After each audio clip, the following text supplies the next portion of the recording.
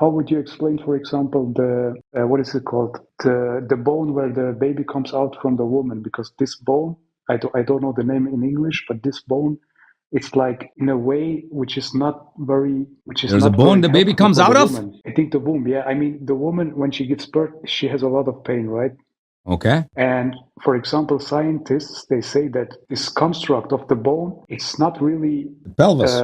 it's not a good The pelvis is design tight, because too tight for the baby? That's what you're referring to? yeah, exactly. So So you think it should be wider? scientists, It should be wide. So why scientists don't operate on themselves? So have you ever heard a scientist's wife? She got operated before she getting pregnant, so her pelvis is more open. So where do you hear this that's from? possible. No, No, I've they not just heard wanna, anybody doing that. Okay, I've never heard anybody doing that. So the human body's design is perfect, beyond perfect. There are things in the human body that scientists do not know its purpose. Like before, remember when genetics was new, they were talking about junk DNA. Junk DNA. You heard this term a lot. They would say, "Oh, there's so much DNA in human beings as junk. It's gathered there throughout evolution over millions of years. It's junk. They don't serve any purpose." Now years passed, and they now realize they're not junk. They all have purpose. So okay, but then there what is might the be purpose of the? things in the human body that you would think that what's the purpose of this, we don't understand. But later on, with passage of time, more research, you realize that this is perfect. The design is so good. Okay. Likewise, But when a what is the baby, purpose? what's Okay, the purpose of what? but what is the purpose, for example, of the croxy bone? You know, croxy bone. No, I don't. What bone is that? That's the end of the spinal cord. At the end of the spinal cord, we have a small Mm. bone.